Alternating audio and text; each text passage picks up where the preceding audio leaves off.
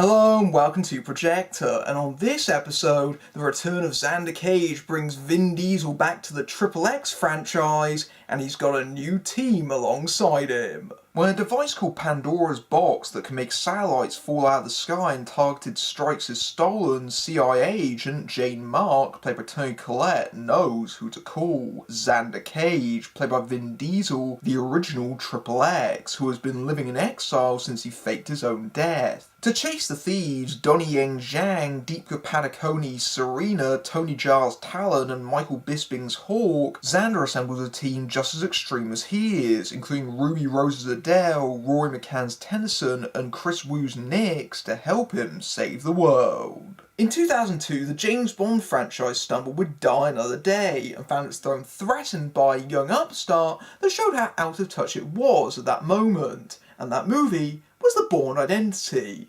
What it wasn't was the other spy movie that came out that year, XXX, a ridiculous action-adventure that reteamed Vin Diesel with his Fast and the Furious director Rob Cohen, and very much exploited the extreme sports fad at the time, positioning itself as a 007 of the new generation, right down to the fact that a blatant stand-in for James Bond gets shot and killed in its very first scene. Obviously it didn't surpass Bond at the box office, but it was a big hit in 2002.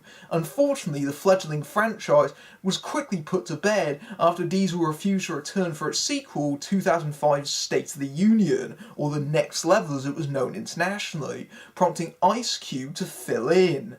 And that is a terrible movie, incidentally. Really genuinely awful. It is one of the worst big budget action movies made in the last 20 years. Ironically, directed by Die Another Day's Lee Tamahori. However, for the longest time, it was rumoured that Diesel wanted to return to the XXX franchise, to the point where this was listed on his IMDb for years before it was actually made. And it makes sense, because Diesel does have a habit of going back to his old franchises and jump-starting them, like the Fast and the Furious, which is more successful than ever, and Riddick.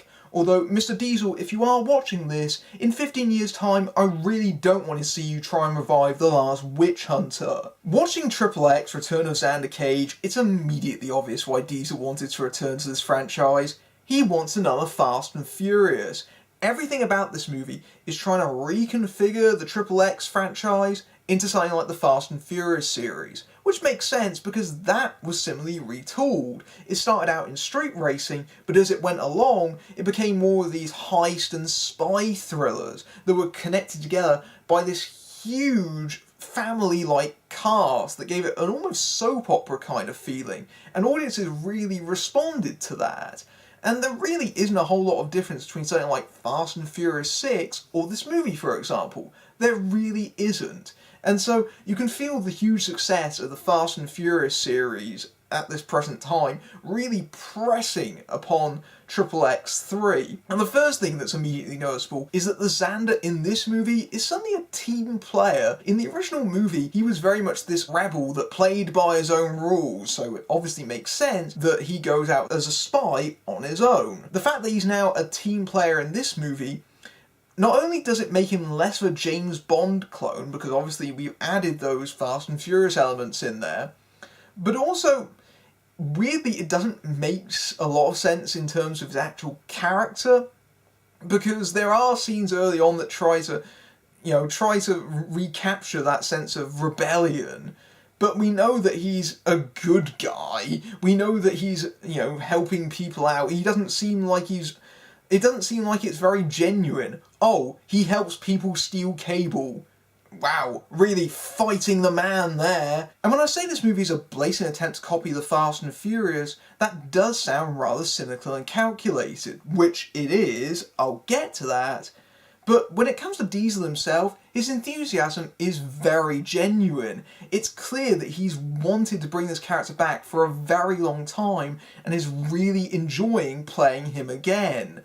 I mean, it seems like he's a massive fan of the first movie because this is loaded with callbacks. If you remember his massive oversized fur coat from the first film, that almost gets as much of a hero's welcome as he does. And yeah, there isn't a lot of difference between Dominic Toretto and Xander Cage, but Diesel goes through this movie with such a massive smirk on his face. His enthusiasm is almost infectious. He loves playing this part, and he's clearly telling the audience that he knows that this is a big, goofy action adventure, and he just wants you to have fun, and you almost feel compelled to do so just by his sheer force of personality. But even with that said, this is still blatantly a vanity project on his part, to the point where his ego almost threatens to overshadow them, because whenever Xander is reintroduced to someone, especially early on in the movie, they all treat him like he's a massive legend. Oh my god, I can't believe we're in the presence of Xander Cage! He only did one mission, he went into some sort of anarchist terrorist cell. That's the only claim to fame that XXX has ever really had.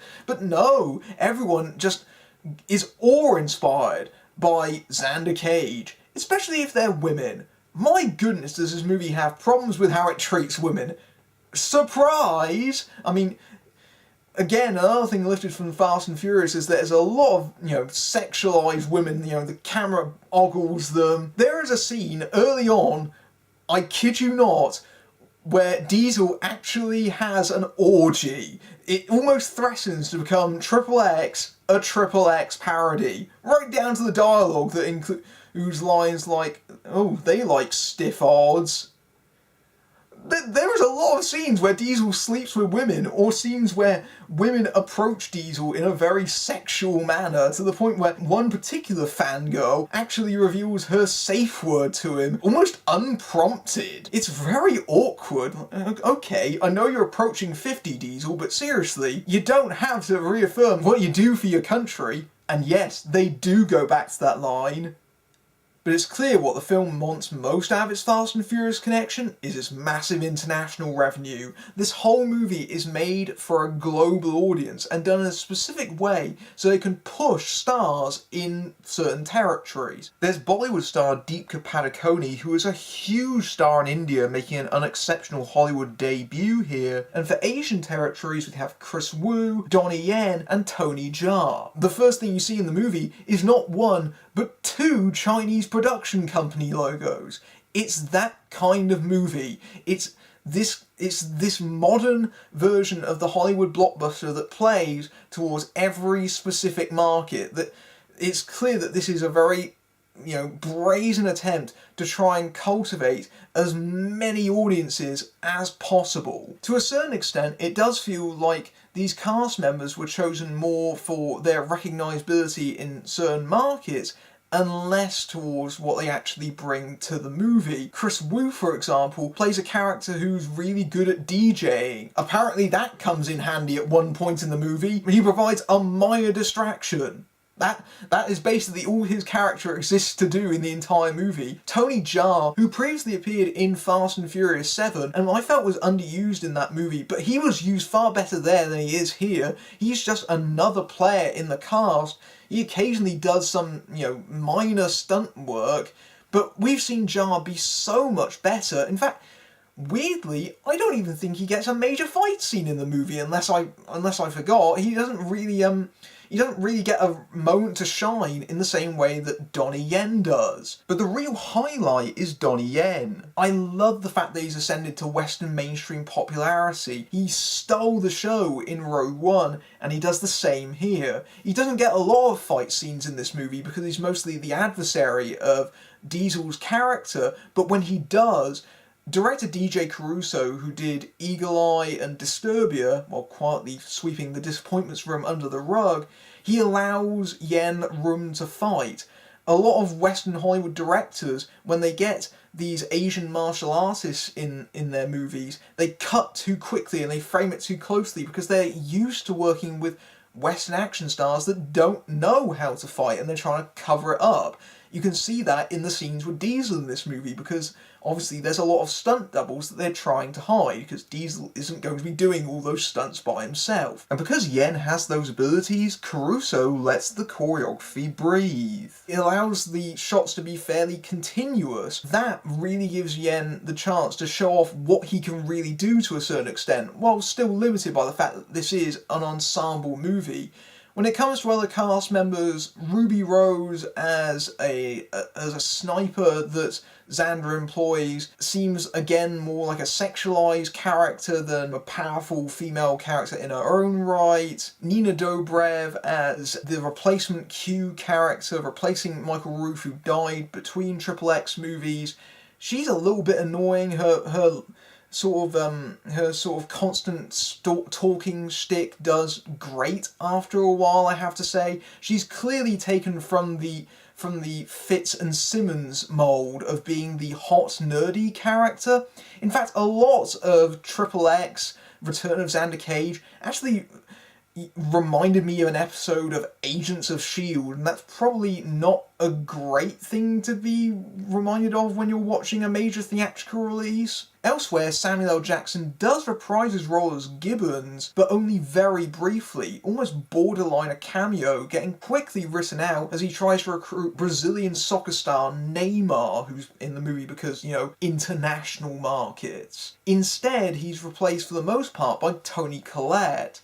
And Collette is very much playing a character in the same mould, who, has respect for Xander, but at the same time is rolling her eyes at his insubordinate antics at points. But honestly, it does feel like Collette is maybe being a little bit too genuine with the eye rolling. It does give you the sense that she's very much aware that this is a part that's very, very beneath her.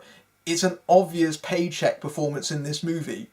Okay, Toni, if you have a movie that you really want to fund, that's perfectly acceptable, but this is a really phoned-in performance from Toni Collette. But the thing that people are most going to see XXX for is the action, and on that level, it does succeed. There are some genuinely spectacular set pieces in this movie. There's a lot of great stunts to be had here. You can tell the movie places that at the top of its priorities, because its first 10 minutes is action scene, action scene, action scene. 3 of them back to back. And generally, the movie really shows off its stunt work. You can tell that they've really tried to emphasise the extreme sports element in a way that the second movie didn't. The second movie tried to discard that, but this one places it back at the forefront, and they just use it as an excuse to do some really crazy, outrageous stuff. And otherwise, the plot is completely secondary. It's, just paper thin to tie all these things together. Things like logic, coherency, or continuity, those go out the window if the movie needs them to. I mean, this movie has a lot of staggeringly stupid things in it. The one action sequence that sticks out in my mind is a motorcycle chase where Diesel goes after Yen, which is set moments after a scene apparently set in the dead of night, and then the sun rises and it's apparently midday in moments, just to get the right sort of lighting for this particular chase sequence. And just when you think it couldn't get any dafter, suddenly they turn their motorcycles into jet skis and start riding on water. What? Where did these suddenly come from on the bikes? Were they customised bikes they just happened to pick up from the people that they were fighting with moments ago? It doesn't make any sense whatsoever. The movie is full of those kind of moments. It's the sort of movie where people have a grenade roll-around session with each other because that's what they do. Things like general common sense are almost completely absent in XXX. And if you're one of those people that enjoys this series because of its complete disregard of basic tenements of storytelling, then you'll probably have a good time with this movie. But I can't give XXX a recommendation simply on the basis of those. Yeah, it elevates it up to being watchable, but the film in between them is incredibly generic. Anyone who has seen more than about 5 action movies in their life should know exactly where the plot is heading. Beat for beat for beat, right down to some later reveals that are frankly obvious right from the outset. And yeah, I know XXX is not aiming to be high art, but honestly, this movie has a lot of stupidity jam-packed into it. I was entertained on that level, but make no mistake, it's not a good one, and there's a lot of things wrong with it. I haven't even gotten into the fact they lifted from Suicide Squad of all things, because several characters are introduced with jokey title screens. Did you know that Gibbons likes to sing karaoke to It's a Wonderful World? You will now. A character that gets introduced shooting poachers, her favourite film is Born Free. Yuck, yuck.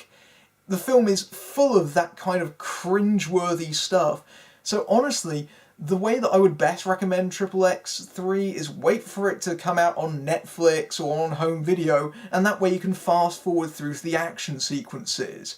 It's that way you want to see it. XXX Return of Xander Cage is an early contender for Dumbest Film of the Year, even if it's knowingly so, and rather proud of that fact. Like the original film, this is mostly a bunch of set pieces barely stuck together with a generic plot so obvious that most will spot where it's going long in advance. It at least moves quickly enough, and the stunts themselves are impressive, although not enough to overlook its casual disregard of things like logic. There's obvious passion for the film from Diesel, but it's clearly an attempt to clone the revival of the Fast and Furious series with a brazen play for the international market, with its global cast and the involvement of 2 Chinese production companies. Diesel takes backseat enough for Donnie Yen to steal the show, but other newbies like Toni are squandered, and this brain cell killing actioner is a forgettable resurrection. If you like this review, please support my work at www.patreon.com/filmbrain.